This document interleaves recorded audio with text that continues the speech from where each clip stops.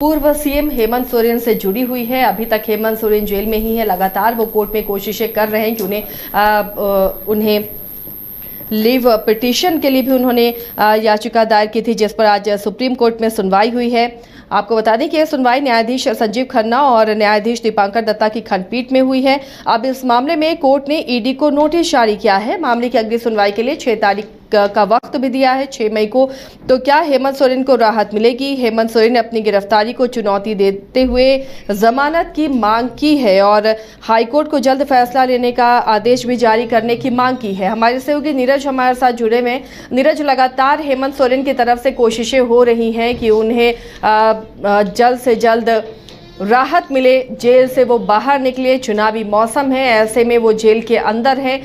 कई सारी जिम्मेदारियां हैं जेएमएम पार्टी से जुड़े होने के नाते, और लगातार अब ये कोशिश तेज होती हुई नजर आ रही है, लेकिन राहत मिलती हुई नजर नहीं आ रही। अब 6 मई का वक्त उन्हें मिला है। इसके आगे अगर इनके हक में फैसला नहीं आता है तो फिर क्या उपाय और हेमंत सोरेन के पास बचता है?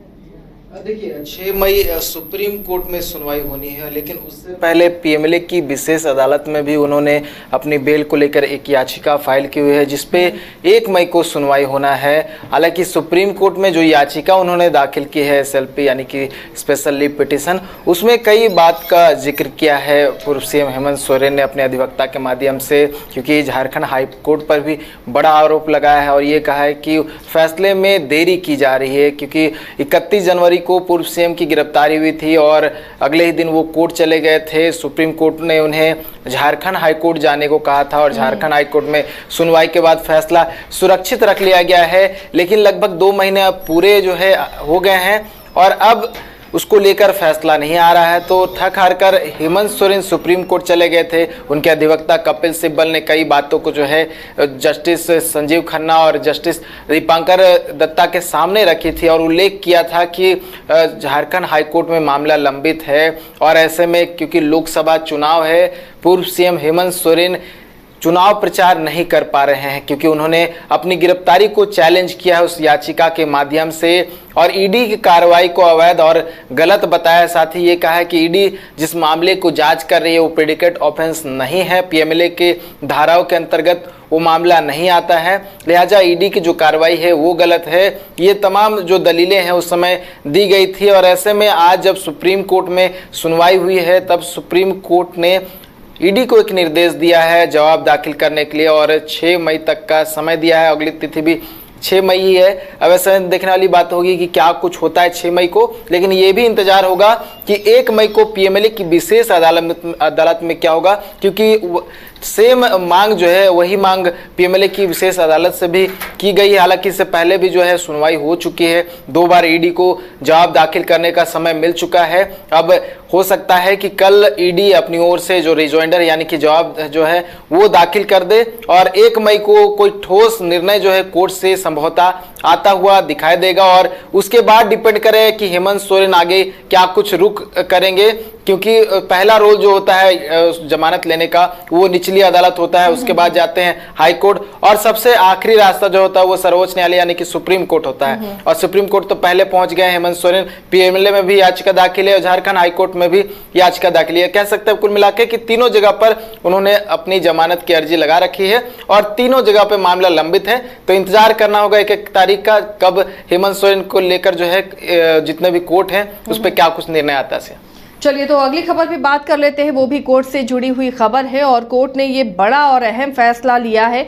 एक थाना को सील करने का आदेश दिया है कोर्ट ने, क्योंकि जो मुआवजे की राशि है, जिस जमीन पर यह थाना बना है उस थाने ने अब तक मुआवजा नहीं दिया है। जो ज़मीन मालिक है, इसे लेकर एक अहम फैसला इसे माना जा सकता है या यूँ कहें कि कोर्ट की अवमानना, क्योंकि कोर्ट ने बार बार कहा, उसके बाद भी जब कांडी थाने ने कदम नहीं उठाया तो आखिरकार उस थाने को सील करने का आदेश दे दिया गया है। गढ़वा का ये कांडी थाना है जहां जिसे अब सील किया जाएगा। बार बार आदेश जारी किया जा रहा था लेकिन उसका अनुपालन नहीं हुआ, जिसके बाद कोर्ट ने नाराजगी जाहिर की है और अब जो हाईकोर्ट के जस्टिस राजेश कुमार हैं इस मामले पर सुनवाई करते हुए इसे सील करने का आदेश दे दिया है। नीरज, ये अपने आप में एक बड़ा फैसला है और ये भी दिखाता है ये फैसला कि अगर कोर्ट का निर्देश नहीं मानते हैं, कोर्ट के निर्देश की अवहेलना करते हैं तो फिर ऐसी सजा भी मिल सकती है।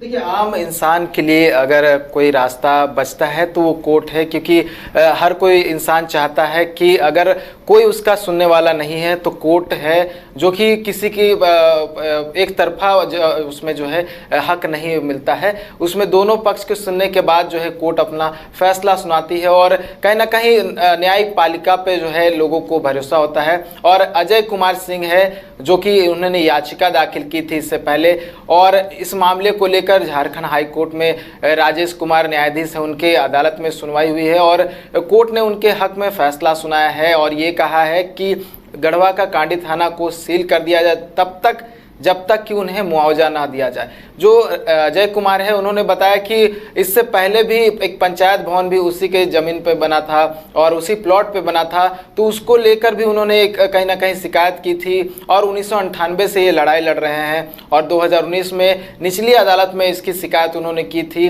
जिसमें निचली अदालत ने ये निर्देश दिया था कि उसका मुआवजा मिलना चाहिए। और उसके बाद जब सरकार ने एक बार फिर से याचिका फाइल की थी तो उसे कोर्ट ने रिजेक्ट कर दिया था, लेकिन इतने साल बीत जाने के बाद भी उन्हें मुआवजा नहीं मिला।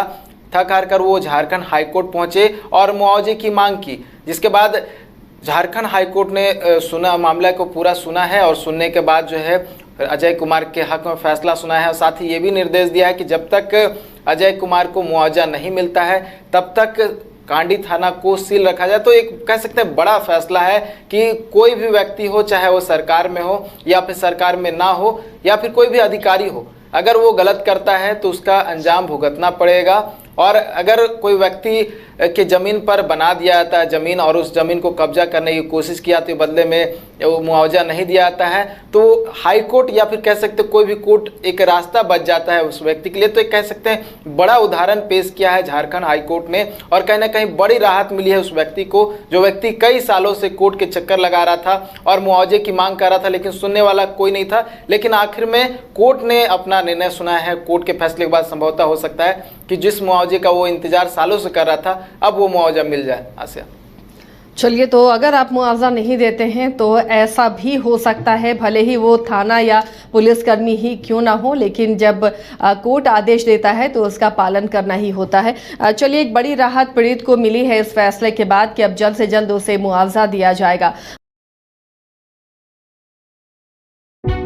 हजारों छात्रों के सपनों को सफलता की उड़ान देता गोल इंस्टीट्यूट 26 वर्षों में 17,000 से अधिक डॉक्टर बना चुका, रिजल्ट फैक्ट्री के रूप में विख्यात, झारखंड के छात्रों एवं अभिभावकों के बीच सर्वाधिक विश्वसनीय एवं लोकप्रिय संस्थान गोल, नेशंस लीडिंग इंस्टीट्यूट। हमारा विश्वास गोल के साथ। कमाल करते हो जी, बच्चे घूमने की इतनी जिद कर रहे हैं और तुम हो कि तुम्हें फुर्सत ही नहीं मिल रही। अब इतनी गर्मी में जाए तो जाए कहाँ? इस गर्मी में मस्ती और फन का आ गया है परफेक्ट डेस्टिनेशन, वाइल्ड वादी, जहाँ है water park, bird park, flower park, trampoline park, amusement park, 250 feet लंबा, जिप लाइन और क्रिकेट स्टिमुलेशन का खूबसूरत नजारा। वाइल्ड वादी, 10 माइल चौक, रांची। वाइल्ड वादी यानी अनलिमिटेड फन और अनलिमिटेड मस्ती। Elite institute. अगर आपके अंदर चाह है तो एलीट आपकी राह है। IIT हो या मेडिकल, आप चाहते हैं अपने आप को उत्कृष्ट दिखाना, आप चाहते हैं खुद को एक IITian के रूप में दिखना या मेडिकल के क्षेत्र में आगे बढ़ना, तो एलीट आपके लिए एक बहुत बड़ी ताकत के साथ आपके सामने है। आइए, खुलिए, बढ़िए, पहुंचिए। एलीट